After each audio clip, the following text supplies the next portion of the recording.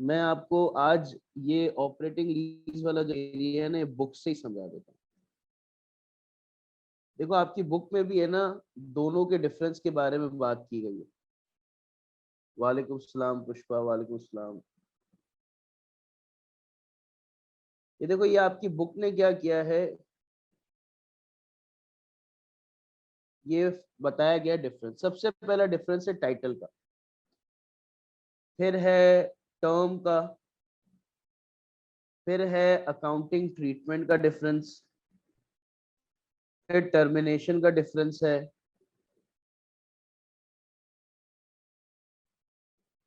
फिर इसके बाद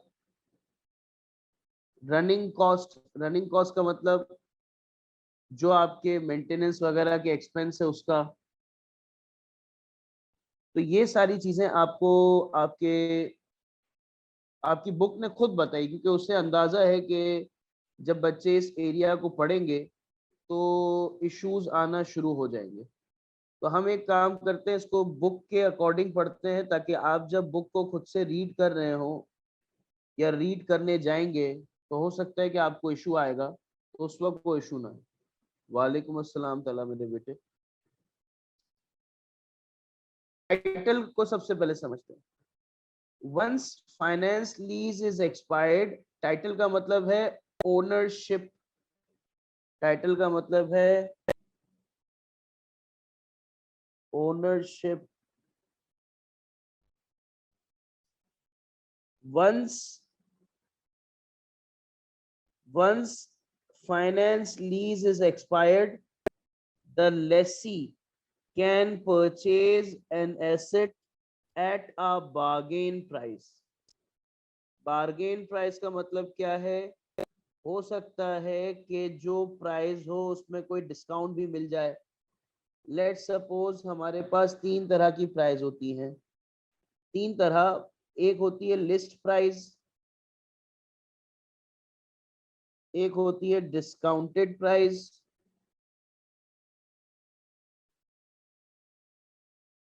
एक होती है लिस्ट प्राइस, एक होती है discounted price. Let's suppose list price थी 1000, डिस्काउंट प्राइस थी 200। तो आपके पास जो अब जिस पे इनवॉइस बनेगी वो कौन सी प्राइस होगी? वो ये 800 होगी। तो बेसिकली 800 जो आपने पे किया, ये बार्गेन किया। क्या किया? बार्गेन किया। ठीक है। अब हम बात करते हैं आगे इसकी। In operating lease generally the ownership is retained by the lessor during and after the lease term। क्या मतलब है? मेरे ख्याल से अब आपको आहिस्ते आहिस्ते चीजें क्लियर हो जाएंगी इंशाल्लाह, कि अगर मैं एक घर फाइनेंस लीज में लेता हूं, तो जब मेरा एग्रीमेंट खत्म होगा, जब मेरा एग्रीमेंट खत्म होगा तो हो सकता है ये जो घर है मैं इसे परचेज कर लूं, वो भी किस पे? बार्गेन प्राइस पे।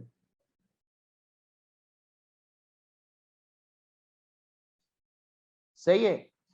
लेकिन अगर मैं फाइनेंस की जगह ऑपरेट लीज या ऑपरेटिंग लीज कर रहा हूं, तो इसकी जो ओनरशिप है इस घर की, वो उसी के पास रहेगी जो इसका असल मकान मालिक है, ओनर है। यानी कि जो एग्रीमेंट पीरियड है वो खत्म होने के पास बाद उसकी ओनरशिप मेरे पास नहीं आ जाएगी। मिसाल के तौर पे रेंट पे आप जब गाड़ी लेते हो, रेंट पे जब आप गाड़ी लेते हो, रेंट का पीरियड पूरा हो जाता है, तो क्या वो गाड़ी आपकी हो जाती है? तो आपका जवाब होगा नहीं। यही बात समझाने की है। तो अभी जिस भाई ने मेरे सवाल कहा था, मेरे ख्याल से उसको ये जवाब से कुछ ना कुछ चीजें समझ आ गई होंगी। फिर इसके बाद यूज टर्म, कब तक यूज कर सकता है? Generally extended period for finance lease and brief period for operating lease. देखो, जब भी कभी मैं ऑपरेटिंग लीज की बात करूंगा, जैसे मैं घर को रेंट आउट कर रहा हूं, तो मुझे ये मेंशन करना पड़ेगा कि मैं कितने टाइम पीरियड के लिए इसे यूज करूंगा, और वो फिक्स होना चाहिए। अगर मैं अपनी कमिटमेंट से बैक ऑफ करूंगा तो मुझे उसकी पेनल्टी भरनी पड़ेगी। अब वो पेनल्टी क्या हो सकती है? लेट सपोज मैंने 12 महीने रहने थे, लेकिन मैं 11 मंथ रहा, तो 12th मंथ जो है, आखिरी लास्ट मंथ जो है, हो सकता है उसका जो किराया हो मेरा मकान मालिक ना दे। समझ आती है बात? वो कहे कि भाई यार आपने मेरा सडन नुकसान किया है, इसलिए मैं ये नहीं दे सकता। तो कुछ भी हो सकता है, लेकिन फाइनेंस लीज के अंदर एक अच्छी बात यह है कि टाइम पीरियड बोल तो दिया जाता है कि मैं 1 साल के लिए ले रहा हूं, लेकिन मैं हो सकता है 10 महीने के लिए कर लूं, हो सकता है 14 महीने यूज कर लूं। तो मैं यहाँ फिक्स्ड बात नहीं करता कोई, और अगर मैं फिक्स बात नहीं करता तो किस किस्म का बैक ऑफ करने का चार्जेस। तो ये दो बातें समझ आ गई। अब जो मेरे भाई कल पूछ रहे थे कि सर इसकी अकाउंटिंग ट्रीटमेंट क्या होगी, कि कब वो इनकम स्टेटमेंट में जाएगा, कब वो बैलेंस शीट में जाएगा, उसके अकॉर्डिंग अगर मैं यहाँ देखूं तो आप अगर नोट करें तो कहा जा रहा है फाइनेंस लीज है इंक्लूड होगा as an asset on the balance sheet of the Lesi,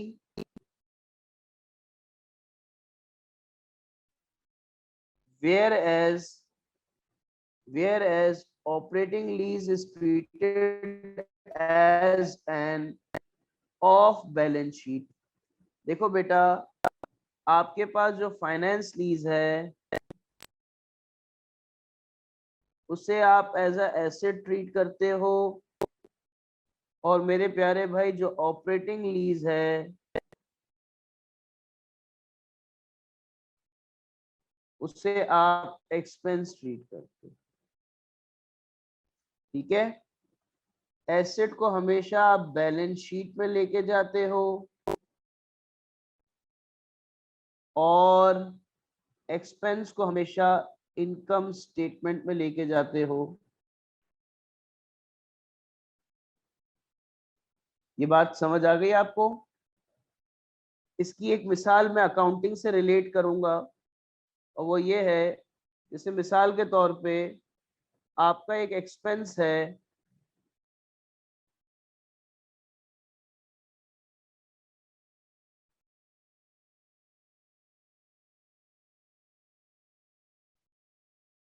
आपका एक एक्सपेंस है, एडवांस में पेमेंट करने की वजह से वो किस में कन्वर्ट हो जाता है? प्रीपेड में। और प्रीपेड एक्सपेंस किसका पार्ट बन जाता है? बैलेंस शीट का। इसी तरह से इसका भी चक्कर है। ठीक है, पहली बात ये पता चल गई।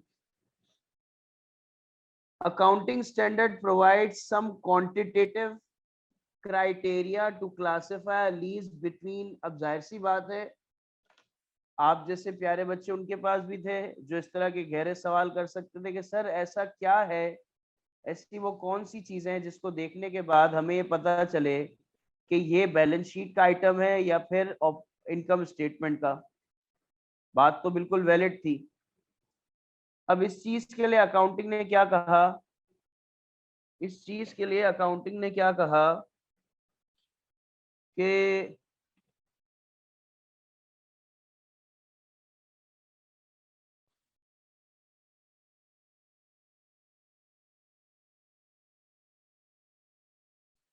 इस चीज के लिए अकाउंटिंग ने कहा देखो भाई, अगर आप अपने एसेट, यानी जो एसेट आप इस्तेमाल करने जा रहे हो उसकी आपने 70% तक बेनिफिट ले लिया है, 70% तक आपने बेनिफिट ले लिया है, तो उस पर्टिकुलर चीज की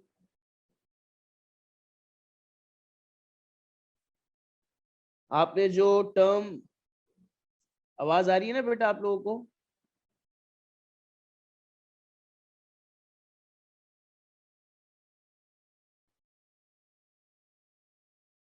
चलो ठीक है बेटा, जिनको आवाज नहीं आ रही मेरे बच्चे, आप फौरन बता दिया करें, आप फौरन बता दिया करें।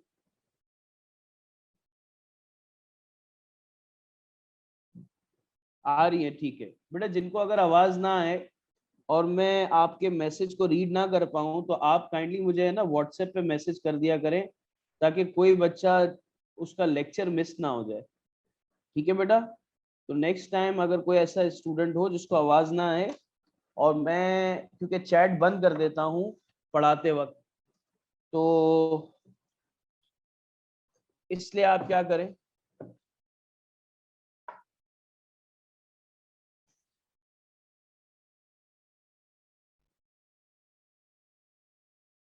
बेटा पेज नंबर आपके पास है 59। अच्छा जी, तो हम यहाँ कह रहे थे कि भाई कौन सी ऐसी चीज फाइनेंस लीज का पार्ट बनती है। तो बेटा अगर एक एसेट आपने जिसकी यूटिलाइजेशन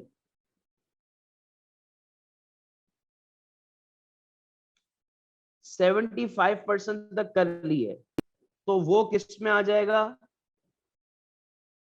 फाइनेंस लीज का पार्ट बन जाएगा।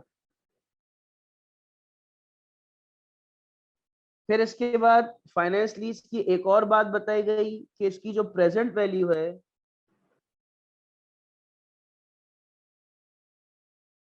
इसकी जो प्रेजेंट वैल्यू है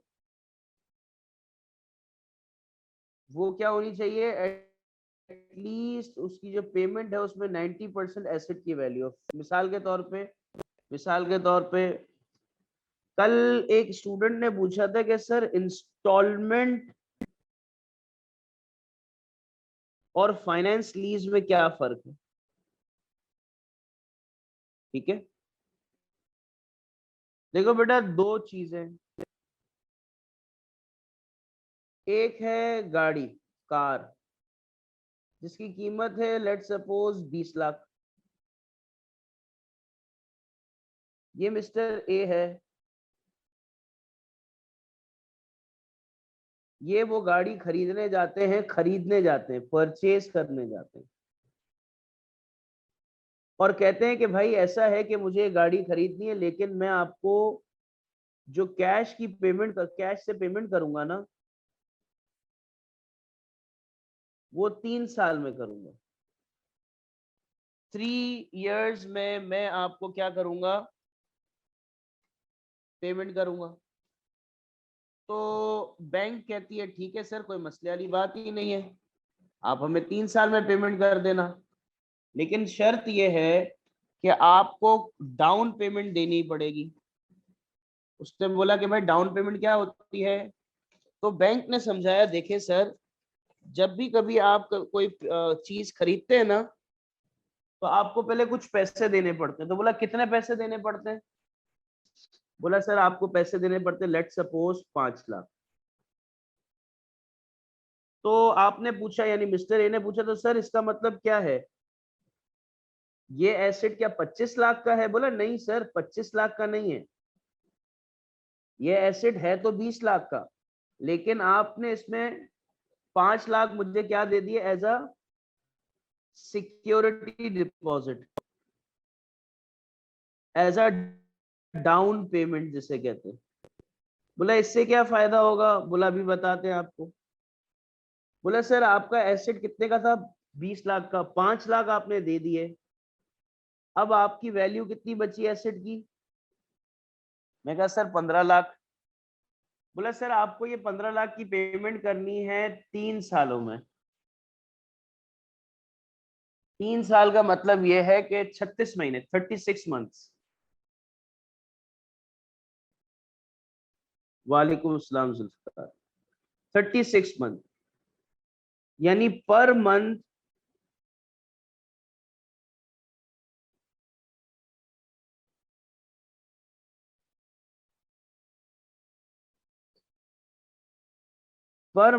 आपने कितने पे करने हैं, 41,667। अब जब 36 मंथ कंप्लीट हो जाएंगे, तो उसके आखिर में ये कार किसकी हो जाएगी? मिस्टर ए की। क्योंकि जो 15 लाख है ना, इसको 36 में डिवाइड किया गया है। तो बेसिकली ये जो पैसे मिस्टर ए दे रहे हैं ना, ये इस गाड़ी की ओनरशिप के पैसे दे रहे हैं। ये इसकी गाड़ी की ओनरशिप के पैसे दे रहे हैं। और इसके कंपेयर में मिस्टर ए जाते हैं और बैंक से कहते हैं कि देखें, मुझे गाड़ी चाहिए, लेकिन मुझे कंफर्म नहीं है कि मैं गाड़ी परचेस करूंगा कि नहीं करूंगा। इस्तेमाल तो करनी है मुझे, इस्तेमाल तो करना चाहता हूं। I want to use this car, but I'm not confirmed that either whether I should buy or not. तो बोला ठीक है सर, आप एक काम करें, आप ऑपरेटिंग लीज में ले लें। बोला नहीं नहीं नहीं नहीं। बोला ऑपरेटिंग लीज में क्या होगा? बोला सर देखें, आपको गाड़ी यूज करने के पर मंथ देने पड़ेंगे 50,000। कितने देने पड़ेंगे? 50,000। बोला अच्छा। बोला गाड़ी ले आओ। गाड़ी ले आए, गाड़ी आ गई। अब गाड़ी जाहिर सी बात है शोरूम से थी तो ज्यादा सस्ते वाली थी नहीं। तो मिस्टर ए गाड़ी लेके पहुंच गया मिस्टर बी के पास, जो गाड़ी की मॉडिफिकेशन करते थे। तो बोला भाई उसमें वो गाड़ी पे एक चला दो प्लास्टिक कोटिंग, पता नहीं कुछ कहते हैं उसको, वो लगा दो। ये टायर चेंज कर दो, अलॉय रिम लगा दो। तो वहां पर एक मिस्टर सी घूम रहे थे वहां पर। जी बेटा अफशा बोले।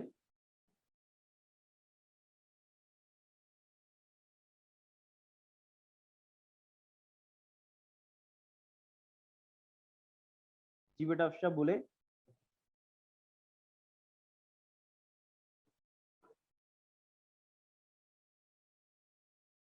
कुछ पूछना है या मैं आगे बढ़ू बेटा?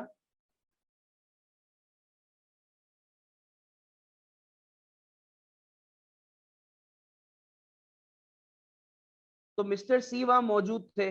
मिस्टर सी ने बोला कि मिस्टर ए से, कि मिस्टर ए ने मेरे को बात सुनना क्या कह रहे हैं। हाँ हाँ, जो भी कोटिंग होती है यार, मुझे क्या करना है। मिस्टर सी ने कहा मिस्टर ए से कि बोला सर आप तो बैंक का लबीब में थे। बोला हाँ। बोले ये गाड़ी तो आपने उनसे ली है। मैंने कहा, बोला लेकिन ये गाड़ी तो ऑपरेटिंग लीज पे है। बोला इसका क्या मतलब होता है? बोला देखो भाई, आपको आप ये गाड़ी में जो इतने नखरे कर रहे हो ना, ये नहीं कर सकते। बोला क्यों? बोला बैंक से पूछा है। तो मिस्टर ए ने बोला भाई बैंक से क्यों पूछना, मैं पैसे तो दे रहा हूँ ना, 50,000 रुपए दे रहा हूँ। बोला भाई बैंक से एक बार पूछ तो लो। तो बैंक में भेजे बैठे हुए थे मिस्टर डी। मिस्टर डी ने बोला हाँ भाई फोन क्यों किया? बोला सर बात सारी है कि गाड़ी में लेके गया आपसे। बोला हाँ। बोला ले जाने के बाद मैं कुछ इसमें चीजें चेंज करवा रहा था, तो वहां पर मिस्टर सी मौजूद थे। तो मिस्टर सी ने बोला भाई पहले आपसे पूछना पड़ेगा। तो बोला बिल्कुल ठीक कहा, आप एज पर दी एग्रीमेंट कुछ चेंजेस नहीं करवा सकते। बोला अच्छा चेंजेस नहीं करवा सकता? बोला हाँ नहीं करवा सकते। बोला सर बात सर ये, मैं गाड़ी ला रहा था ना, तो गाड़ी का बम्पर थोड़ा सा हिट हो गया, तो क्या वो बनवा लूं? बोला वो भी नहीं बनवा सकते। तो बोला मैं क्या करूं? बोला मेरे पास गाड़ी ले आओ। इनके पास गाड़ी ले आए। इनके पास एक बंदा था mister E, sorry for the handwriting. Mister E के पास ले आए।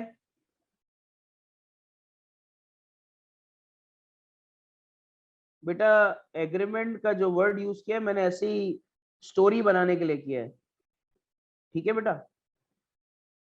अगर वो एग्रीमेंट सही पढ़ लेता तो मैं एग्जाम्पल पे उसको यूज नहीं कर सकता था ना।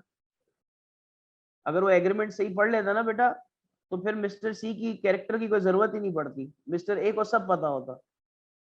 तो मिस्टर ई क्या है? वो रिपेयर करने वाले हैं। तो मिस्टर ए को कहा कि भाई जो बम्पर खराब हो गया है ना, इस बम्पर के बारे में बताओ कितना रिपेयर आएगा। बोला इतना रिपेयर आएगा। बोला अच्छा। तो मिस्टर डी ने मिस्टर ए को कहा कि देखें 10,000 रुपए की कहानी है, आपको पे करना पड़ेगा। बोला भाई आप अपने मैकेनिक के पास क्यों लेके जा रहे हो? मेरे पास एक मिस्टर एफ है, वो भाई बेहतरीन मैकेनिक है, तुम्हारा मैकेनिक नया है। बोला देखो भाई ये हरकतें नहीं होती हैं, हमारे पास अपने सर्टिफाइड, वो कहते हैं सर्टिफाइड मैकेनिक्स, हमारे पास भी अपने सर्टिफाइड लोग हैं और हम ज्यादातर काम कहाँ से कराते हैं, शोरूम से काम कराते हैं। तो हम किसी के पास गली मोहल्ले में नहीं जाते। तो मेहरबानी करके, हमारे इस बंदे ने कहा 10,000 रुपये लगेंगे तो लगेंगे, बोला ठीक है भाई ले लो। फिर इसके बाद ये जब हरकतें देखी तो मिस्टर ए का दिमाग घूम गया। मिस्टर ए ने कहा कि भाई अब मुझे बैंक लबीब से गाड़ी लेनी ही नहीं है। वो पहुंच गया let suppose Faisal bank. Faisal bank गया, फैसल बैंक ने कहा भाई क्यों इतने गुस्से में, बोला बात सारी है, ऐसे ऐसे मेरे साथ किया हरकत, मेरा तो दिमाग घूम गया ना, रिदम खराब हो गया मेरा। तो फैसल बैंक ने बोला बहरहाल कोई टेंशन वाली बात नहीं है, आप बैठो मैं आपको ठंडा पिलाऊं। बोला ये लो गाड़ी, यही गाड़ी चाहिए थी, बोला हाँ। अब मिस्टर ए ने बोला कि देख भाई बात सारी है कि तूने जो गाड़ी दी है ना मुझे, ये मुझे अच्छी नहीं लग रही।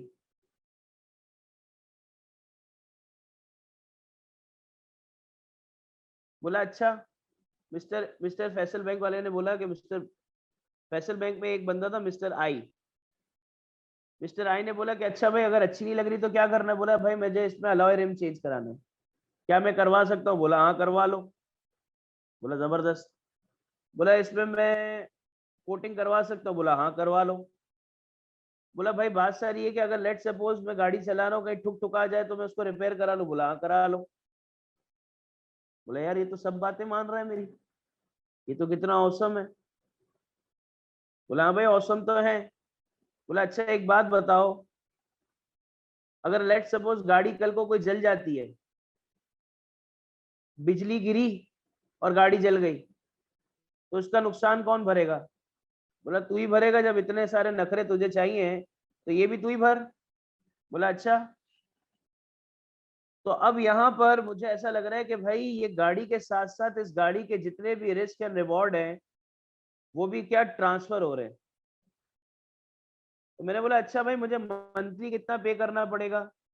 बोले देखो बात सारी ये है कि मंथली आपको पे करना पड़ेगा 50,000 रुपये इस गाड़ी का और 30,000 रुपये रिस्क एंड रिवॉर्ड का।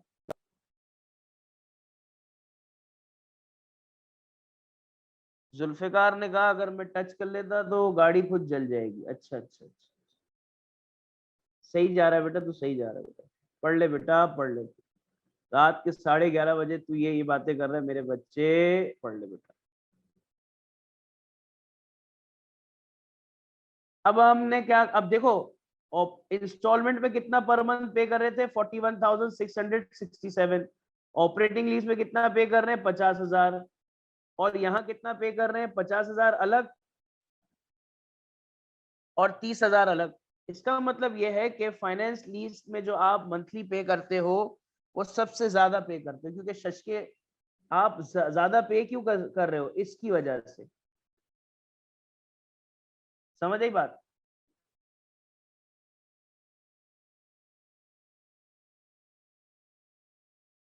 अब अगर आप नोट करो तो 20 लाख की गाड़ी है, 20 लाख की गाड़ी है।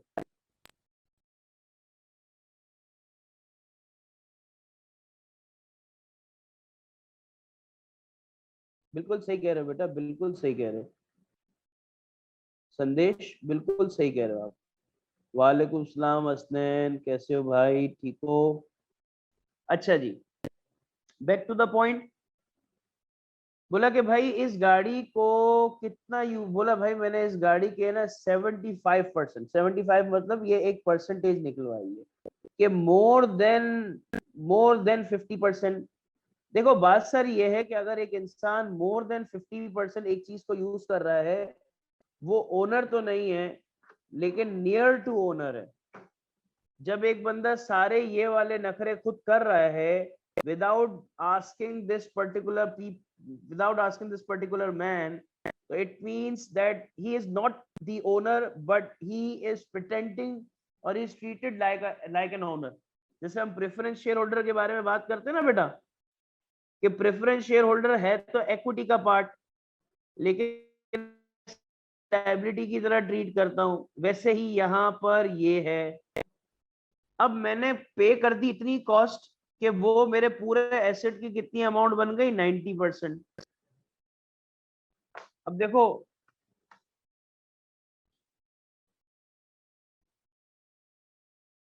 मैं अगर 20 लाख की गाड़ी है,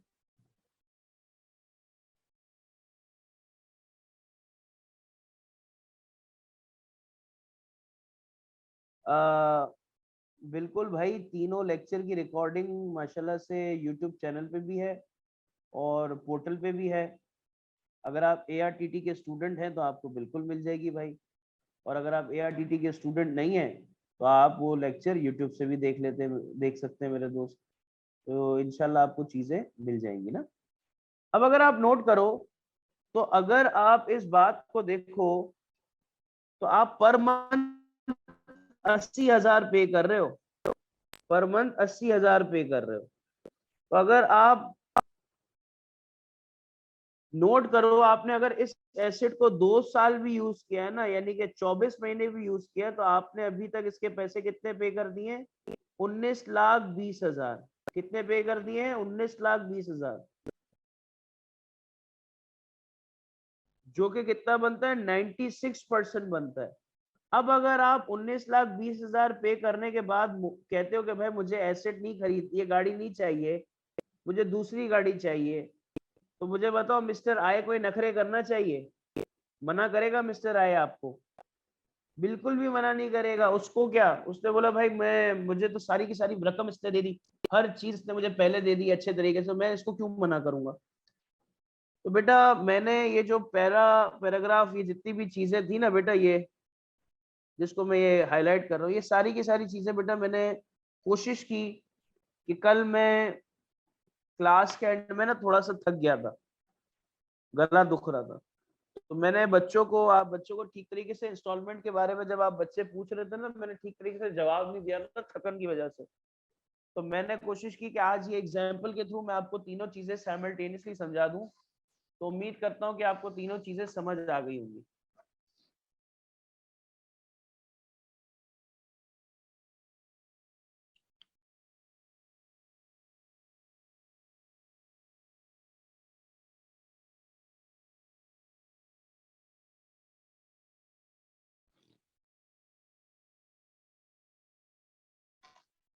कोई मसला तो नहीं है मेरे बच्चे, आगे बढ़ सकते हैं हम?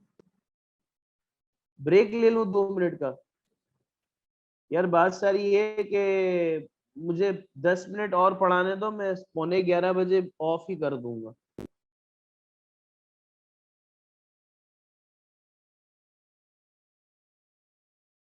क्योंकि इसलिए ऑफ कर दूंगा कि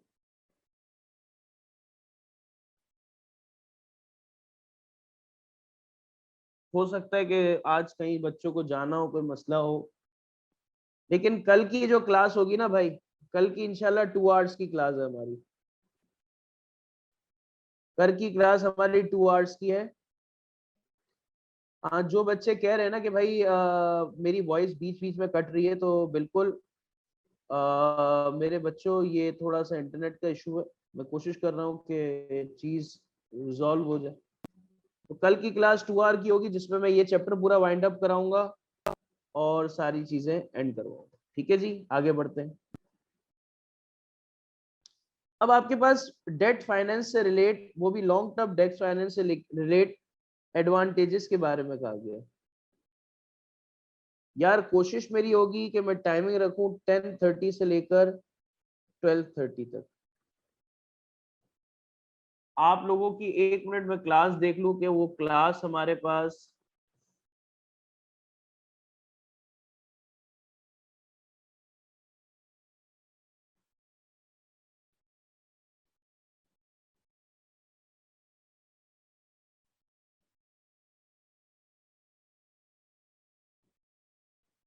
कल मार्च बैच की आखिरी क्लास 6:30 बजे है, जून बैच की भी आखिरी क्लास 6:30 बजे है, और अल्लाह आपको नेकी दे, फास्ट ट्रैक की भी आखिरी क्लास कल 6:30 बजे ही है।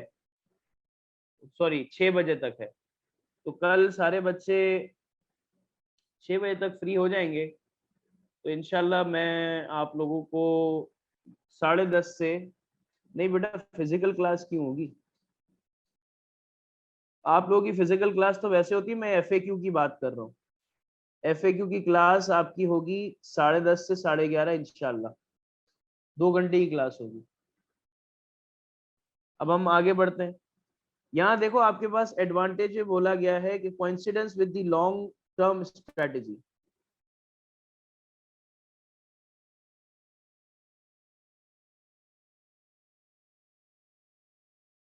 Long term finance enables a company to align its capital structure with the long term strategy goal। मेरे प्यारे भाई अब्दुल करीम, बात सारी की सारी ये है कि आपके इस सेशन में फास्ट ट्रैक के बच्चे भी होते हैं जिनकी आखिरी क्लास 10 बजे खत्म होती है, तो उनको एटलीस्ट 1 घंटा घर पहुंच के खाना वाना खाने का, चलो वो खाना नहीं खा रहे तो एटलीस्ट 1 घंटा पहुंचने में लगता है। तो इस चीज को कंसिडर करते हुए मैं ये चीज कर रहा हूँ।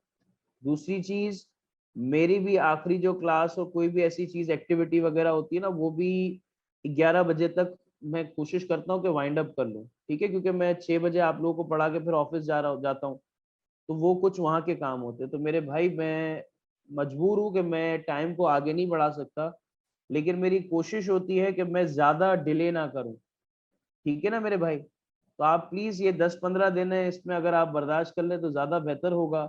या फिर आप एक काम कर सकते हैं कि आप इसके रिकॉर्डेड लेक्चर देख लें, और आपके जितने भी सवाल हो तो अल्लाह आपको नेकी दे, मुझसे पूछ लें, मैं आपको उसका जवाब दे दूँ, ठीक है भाई। तो माजरत के साथ 10-15 दिन है, हंसी खुशी निकाल लेते हैं, अल्लाह अजर दे। अच्छा जी, हम बात कर रहे थे long term finance enables a company to align its capital. बात सारी ये है कि जब हमारे पास एक कैपिटल अच्छी अमाउंट में होता है, पैसे जब अच्छी अमाउंट में होते हैं, ज्यादा टाइम के लिए होते हैं, तो हम क्या करते हैं, हम अपने लॉन्ग टर्म गोल्स को बहुत अच्छे तरीके से बनाना चाहते हैं कि भाई मैं आने वाले वक्त में यहाँ इन्वेस्टमेंट करूंगा, ये काम करूंगा, वो काम करूंगा। तो ये तमाम चीजें आपको फायदा क्या देती हैं? तमाम चीजें आपको फायदा ये देती हैं कि आपको पता चलता है कि आने वाली अपॉर्चुनिटीज को किस तरीके से मैनेज करना है। और अगर आपके, अभी भी मेरी आवाज कट हो रही है यार?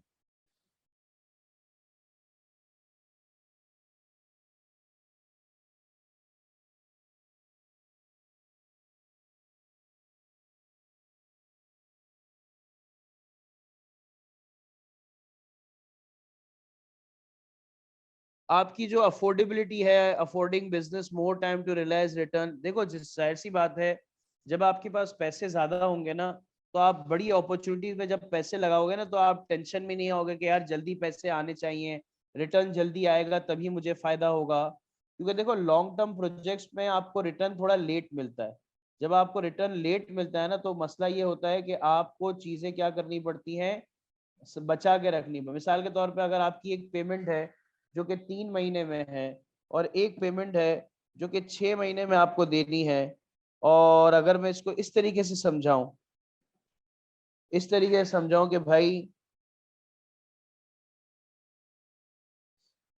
इस तरीके से समझाऊं, लेट सपोज मैं कह रहा हूं कि भाई आपको है ना एक 3 महीने के अंदर पेमेंट करनी है, आपके पास एक पेमेंट आ रही है 3 महीने में। अब आपने पैसे लगा दिए 2 साल के लिए या 5 साल के लिए, अब आपका जो रिटर्न है ना वो 1 साल के बाद आएगा। अब आप कह रहे हो कि यार ये तो मैंने गलती कर दी, 3 महीने का रिटर्न, 3 महीने के बाद तो मुझे एक पेमेंट देनी थी। तो भाई जब आपके पास पैसे ज्यादा होंगे ना, तो आप एक एक साल का वेट भी कर सकते हो, और इस 3 महीने के पैसे को पे ऑफ भी कर सकते हो। ये समझाना चाह रहा है। Matches duration of asset based duration of liability, जैसे मैंने अभी ये बात कही ना, यही है कि भाई मेरे पास पैसे उस टाइम तक आ जाएंगे जिस टाइम पे मेरी लाइबिलिटी है, लाइबिलिटी आने वाली है। मिसाल के तौर पे आप अगर नोट करें, आपको अगर फीस पे करनी है तो आप क्या करते हैं, आप कहते हैं कि यार जिस टाइम पे मेरी फीस आ रही है ना आई कैप की, उस टाइम पे मेरे पास पैसे भी आ जाएंगे, तो मुझे फीस पे करने में कोई मसला नहीं होगा। तो मैं यहाँ पर आपको फिर बता देता हूँ, the maturity associated with long term finance better coordinate with the typical life span. मिसाल के तौर पे 10 साल का मेरा एसेट है, 10 साल की लाइफ है मेरे एसेट की, तो उसकी लाइबिलिटी भी कितने साल की होगी, 10 ईयर्स की लाइबिलिटी होगी, 10 ईयर्स की लाइबिलिटी। ये आखिरी पैरा है, फिर मैं ऑफ कर रहा हूँ, मतलब ये यहां तक मैं एंड कर रहा हूँ। Long term support from investor, भाई जो इन्वेस्टर होता है ना, इन्वेस्टर का मकसद होता है लॉन्ग टर्म इन्वेस्टमेंट करना। वो चाहता है यार 10 साल वाले प्रोजेक्ट, 20 साल वाले प्रोजेक्ट पे मैं क्या करूं, इन्वेस्ट करूं, ताकि जो मेरा इन्फ्लेशन की वजह से रिटर्न है ना, वो अच्छा होना शुरू हो। क्योंकि मैं आज के पैसे आज के लिए कमाना नहीं चाह रहा, मैं तो 10 साल डाउन द लाइन कमाना चाह रहा हूँ और अपना कोई एसेट बनाना चाह रहा हूँ। तो जो लॉन्ग टर्म इन्वेस्टर होगा ना, वो हमेशा क्या चाहेगा कि अपने पैसे को इस तरह से मैनेज करे जिस तरह से वो अपने एसेट को बनाना चाहता है। मतलब एसेट को बनाने से मतलब ये है कि देखो भाई, सिंपल सी बात है, अगर आपको प्रॉपर्टी खरीदनी है तो आपको पता है प्रॉपर्टी खरीदने के लिए you need lots of money. तो आज की तारीख में तो आपके पास कोई पैसे है नहीं इतने, लेकिन स्लोली ग्रेजुअली आप थोड़ी थोड़ी रकम पे करते हो, तो इससे क्या फायदा होता है कि 5 साल के बाद एक अच्छी प्रॉपर्टी आपके लिए हो जाती है। ये बात को यहाँ समझाने की कोशिश की है, मैं रीड कर देता हूँ। A company can benefit from a long-term relationship with the investor throughout the life of finance. With the right investor, companies stand to gain from a long-term relationship and partnership. Partnership का मतलब ये है कि ये ऐसा partner है जिसने पैसे दिए हैं और ये आपके बिजनेस की किसी एक्टिविटी का पार्टिसिपेशन नहीं करेगा, ये सिर्फ चुप करके बैठा रहेगा क्योंकि इसने पैसे दिए हैं, और इसके अलावा ये कुछ भी नहीं बात करेगा। ठीक है। In addition to going on going support, इसके अलावा और किस किस चीज में सपोर्ट करेगा, being that the finance is a long financing is a long term, the company will have to be repeatedly bring new asset partner. देखो भाई, हर दफा मैं अगर न्यू एसेट पार्टनर लाऊंगा एसेट के लिए, तो मुझे हर दफा उसको समझाना पड़ेगा मेरा क्या विजन है, क्या गोल है, क्या प्रैक्टिसेस हैं। इतनी लंबी पखराट में मैं नहीं पढ़ सकता, तो लिहाजा मैं क्या करूंगा,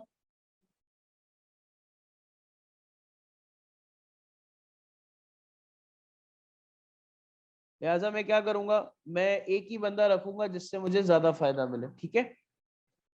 फिर limit company exposure to interest rate, ये भी समझा देता हूँ।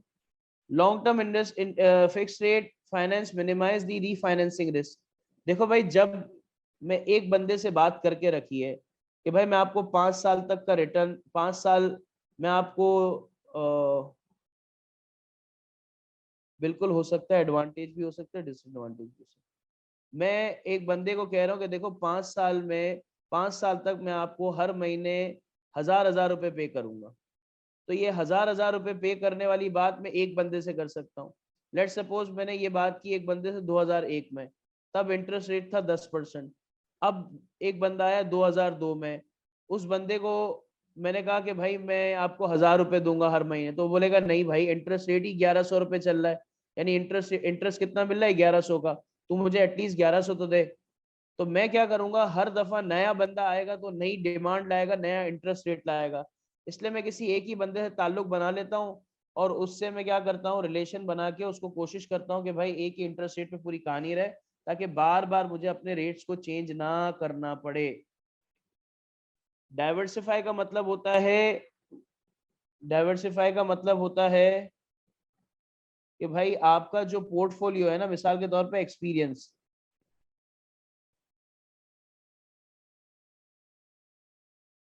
आपका जो एक्सपीरियंस होता है ना, उसको कहते हैं पोर्टफोलियो। डाइवर्सिफिकेशन कि भाई आपके पास हर जगह का एक्सपीरियंस है, इसका मतलब ये कि भाई आपकी कंपनी में सिर्फ एक पर्टिकुलर बैंक के पैसे नहीं है, आपने बैंक अलवी पे भी पैसे रखे हुए हैं, फैसल के भी रखे हुए हैं, एचबीएल के भी रखे हुए हैं, जिससे आपका पता क्या चलता है कि आपका पोर्टफोलियो बड़ा है, आप किसी एक बैंक पे डिपेंडेंट नहीं हो। और आखिर में हम बात करते हैं लोअर कॉस्ट की। लोअर कॉस्ट का मतलब यह है कि जब आपका, देखो, एक बंदा, अच्छा ये वाला एरिया मुझे समझाना था, मैं समझा देता हूं।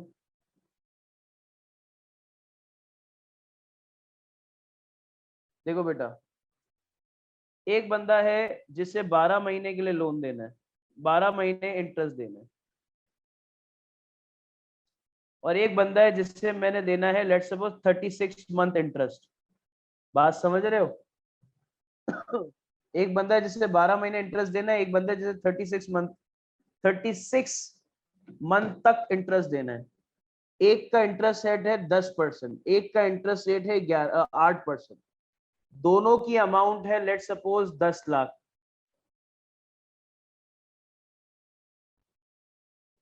दोनों की अमाउंट है 10 लाख। या मैं कर लेता हूं इसको एग्जाम्पल के तौर पे 1 लाख, इसको भी एग्जाम्पल के तौर पे कर लेता हूँ 1 लाख। अब देखो हर महीने मैंने इंटरेस्ट देना है कितने का, 10,000 का। एग्जाम्पल दे रहा हूँ, मैं सिर्फ एग्जाम्पल दे रहा हूँ। या चलो इसको भी 1 मिनट के लिए छोड़ो, मैं आपको एक अच्छी सी एग्जाम्पल दूं ताकि मैं वावा तरीके से काम करूंगा ना तो आप लोगों को अच्छा लगेगा।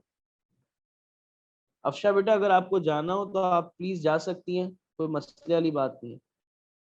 दो पार्टियां हैं, मैंने एक को 12 महीने के लिए लोन दिया है, एक को 36 मंथ्स के लिए लोन दिया है।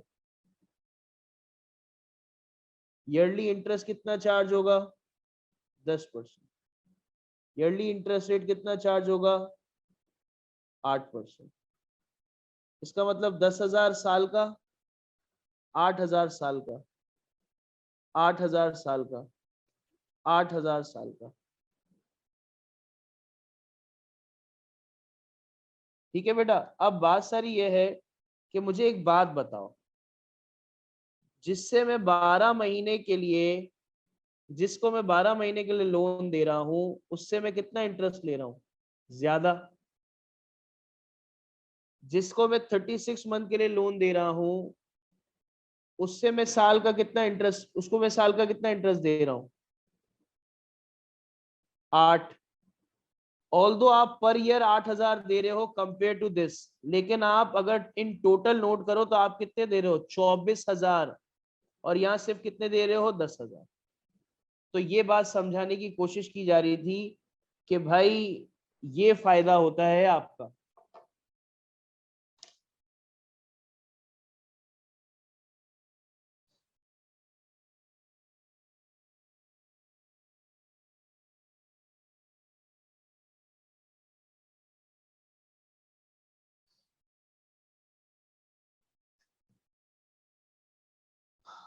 तो भाई यहाँ पर ये बात खत्म होती है। अगर आप में से किसी बच्चे का कोई सवाल हो तो भाई आपका, मैं हाजिर हूँ।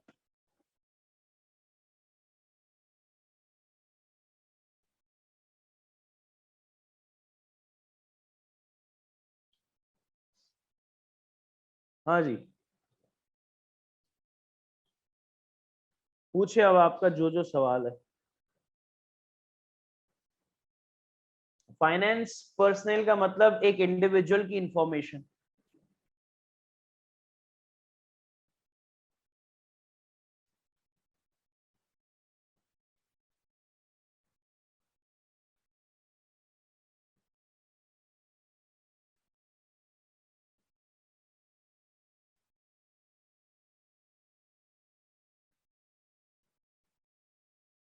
क्या हो बेटा, कोई बात समझ नहीं आई?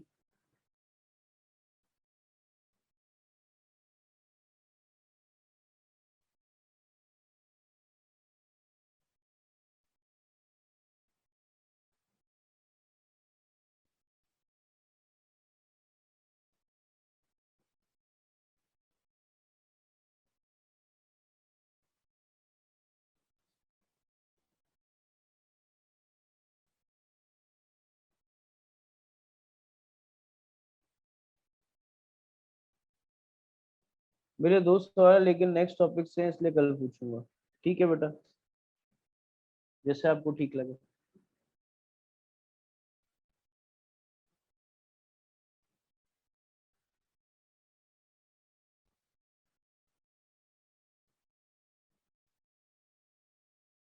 कूपन रेट और इंटरेस्ट रेट एक ही चीज है बेटा।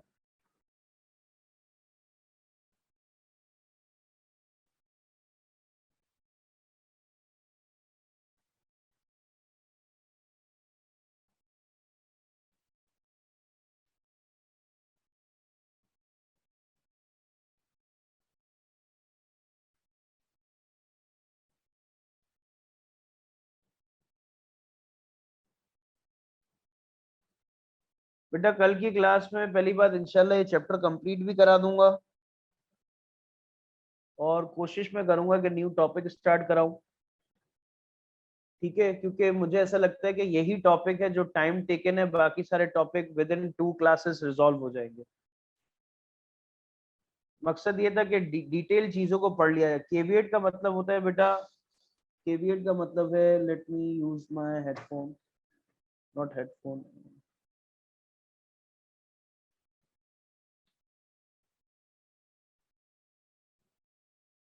जी बेटा।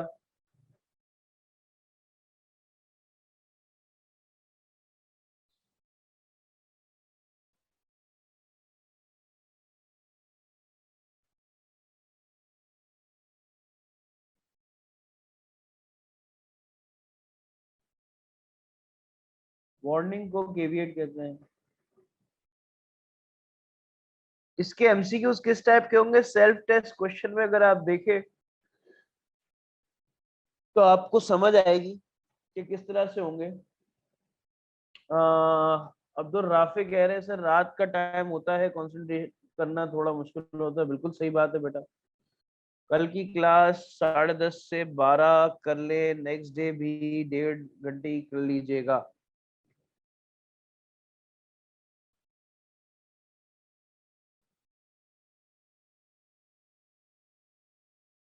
देखो बेटा मैं प्रॉमिस नहीं कर रहा, मैं पूरी कोशिश करूंगा। देखो मैं जितना हो सकेगा मैं आप लोगों को फैसिलिटेट करने के लिए करूंगा, लेकिन कुछ मेरे पास भी रिस्ट्रिक्शन है जिसको मैं चाहूंगा कि आप उसको उसको भी थोड़ा कंसिडर करें। सिंपल मतलब कोशिश मेरी होगी कि जल्दी ऑपरेटिंग लीज और फाइनेंस लीज का फर्क बता दूं बेटा। मेरे प्यारे भाई, बात सारी ये है चंदा, मैं ये बता चुका हूँ।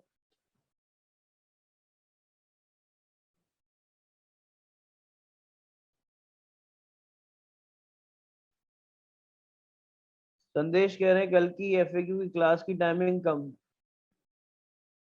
बेटा मैं जस्ट कल के लिए सिर्फ 2 घंटे की क्लास करना चाह रहा हूँ। देखिए मेरी बात सुनो, अगर किसी बच्चे को कोई इशू होता है ना, तो सिंपल सी बात यह है कि आप बच्चे जब तक अटेंड कर सकते हैं अटेंड करें, सॉरी, तब तक आप अटेंड करें। और फिर इसके बाद आप रिकॉर्डिंग देख लें, और रिकॉर्डिंग देखने के बाद आपका कोई सवाल है तो मुझसे पूछ लिया करें, क्योंकि मैं इंडिविजुअल हर किसी को चाह के भी नहीं एंटरटेन कर सकता, मेरी एक लिमिट है। सही है बेटा। तो मैं किसी को नहीं, अच्छा फैमिली, पता नहीं ये फैमिली क्यों लिखा है भाई आपने नाम, आप अपना असल नाम लिख के आ जाओ। देखिए बेटा बात सारी ये है कि ऑपरेटिंग लीज और फाइनेंसिंग लीज में समझा चुका हूँ। मेरी हम्बल रिक्वेस्ट होगी आपसे कि आप कल का लेक्चर भी देखें, आज का लेक्चर भी देखें, तो आपको इंशाल्लाह ऑपरेटिंग और फाइनेंस लीज से रिलेटेड डिटेल समझ आ जाएगा। मैंने स्टार्टिंग का 10-15 मिनट इसी में लगाया है ऑपरेटिंग लीज और फाइनेंस लीज पे, और इन शॉर्ट मैंने अपने इस डायग्राम को भी ऑपरेटिंग और फाइनेंस लीज के ही उस पे लगाया था। तो जरा बेटा आप इस चीज को देख लीजिएगा, फिर इसके बाद आपको कोई सवाल हो तो मुझसे पूछ लीजिएगा। तो असल में मुझे यहाँ से फिर इंशाल्लाह भी जाना है स्टूडियो, और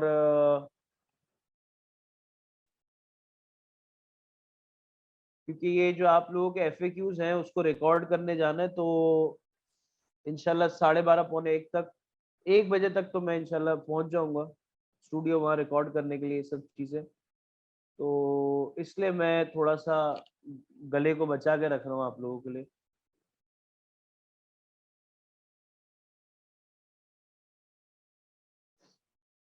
आज का लेक्चर मिस हुआ है, देखो बेटा मिस हुआ है कोई मसले वाली बात नहीं है। अगर आप पोर्टल पे अवेलेबल है, आपके पास पोर्टल का एक्सेस है मेरा बेटा, तो आप पोर्टल पे देख लें, कल का लेक्चर अपलोड हो चुका है, उसमें भी ऑपरेटिंग लीज के बारे में मैंने बताया। आज का लेक्चर कल हो जाएगा तो आपको उससे भी पता चल जाएगा। तो आप किसी भी चीज पे टेंशन ना लें, आप 10,000 दफा पूछें, लेकिन बात सारी है कि मैं एक दफा रिपीट कर चुका हूँ। और बहुत डिटेल में रिपीट किया था। तो आप पहले देख लें सुकून से, और समझ ना आए तो आप मुझसे पूछ सकते हैं, ठीक है।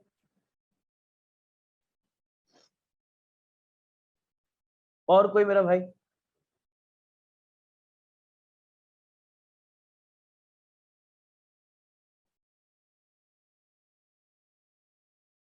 चले जी, इजाजत चाहता हूँ। अपना ख्याल रखें सब, और अपने सवालात को जमा करके रखें और मुझसे पूछें।